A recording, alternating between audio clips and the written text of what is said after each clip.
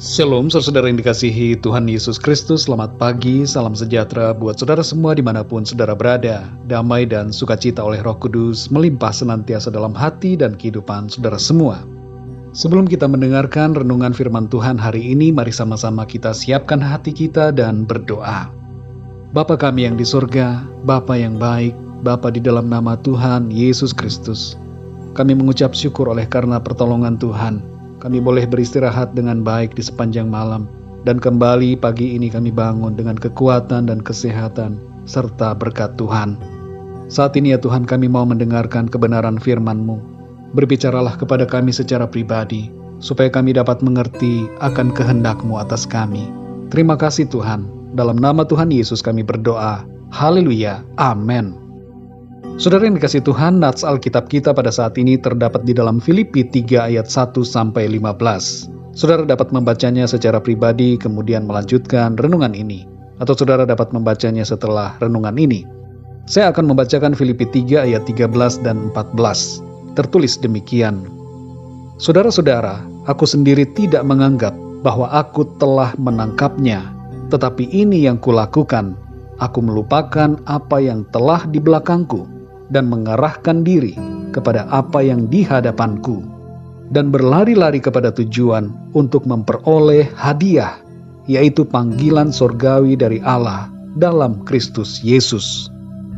Saudara yang dikasihi Tuhan, adanya ajaran-ajaran yang menekankan pada perkara lahiriah yang menjadi kebanggaan, seperti penyunatan dan berbagai tradisi hukum Taurat, serta berbagai pengajaran lainnya, menyebar di kalangan jemaat di Filipi yang bukan dari kalangan Yahudi ketika itu.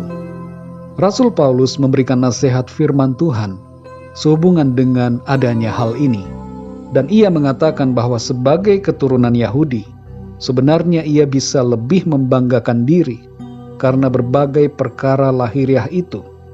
Ia adalah dari golongan Farisi, taat pada hukum Taurat, dan menjalankan syariat agama dengan begitu ketat.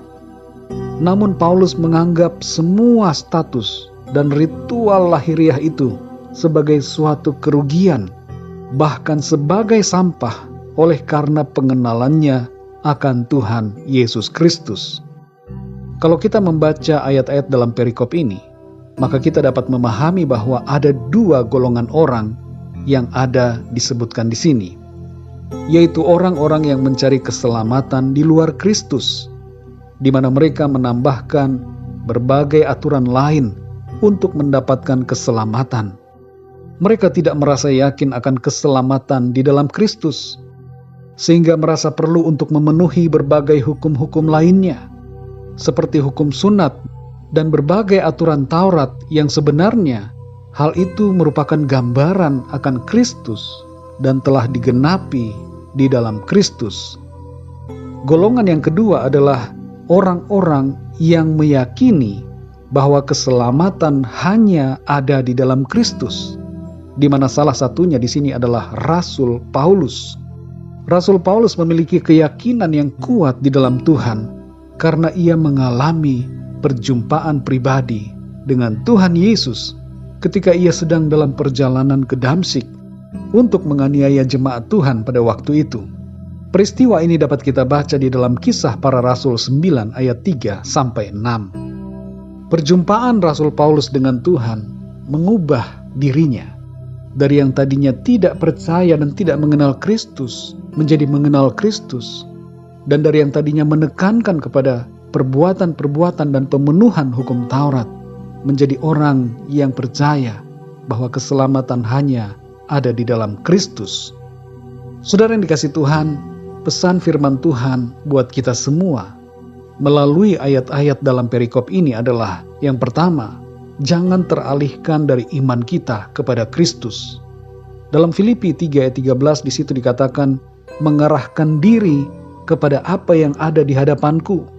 Jadi kita perlu mengarahkan diri kita, pandangan kita, fokus kita kepada apa yang ada di hadapan kita, yaitu Tuhan Yesus Kristus. Janganlah kita terpengaruh dengan berbagai ajaran yang membuat kita menjauh dari esensi iman kita. Begitu juga jangan sampai kita terpengaruh dengan masa lalu yang membuat kita ingin kembali serta prinsip-prinsip dunia ini yang membuat kita menjadi kompromi dengan dosa dan berbagai hal yang tidak berkenan kepada Tuhan. Dan sebagai tambahan lagi, dalam konteks hidup kita sekarang ini, jangan biarkan keinginan-keinginan duniawi dan kesulitan-kesulitan, masalah-masalah hidup membuat kita teralihkan dari iman kepada Kristus.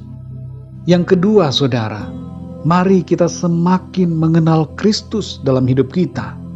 Dalam Filipi 3 ayat yang ke-10 dikatakan, yang ku kehendaki ialah mengenal Dia dan kuasa kebangkitannya dan persekutuan dalam penderitaannya, di mana aku menjadi serupa dengan Dia dalam kematiannya. Ini yang harus kita lakukan, saudara. Mengenal Kristus melalui pembacaan Alkitab, merenungkan firman Tuhan, mengenalnya melalui persekutuan kita pribadi dengan Tuhan, dan mengenal Dia melalui proses perjalanan hidup bersama Tuhan. Hal yang ketiga, saudara, apa yang harus kita lakukan adalah aktif dan bersemangat di dalam Tuhan. Dalam Filipi 3 ayat yang ke-14 di situ dikatakan, dan berlari-lari kepada tujuan untuk memperoleh hadiah, yaitu panggilan surgawi dari Allah dalam Kristus Yesus. Berlari-lari di sini bermakna suatu tindakan yang aktif, bukan pasif. Suatu tindakan yang mengandung semangat dalam mengikut Tuhan. Mari saudara yang dikasihi Tuhan, kalau selama ini kita sudah kurang bersemangat, kembalilah bersemangat dan aktif mengikut Tuhan. Aktiflah membaca firman Tuhan, aktif beribadah, aktif berdoa, aktif melayani Tuhan, dan aktiflah dalam melawan dosa dan ketidakbenaran.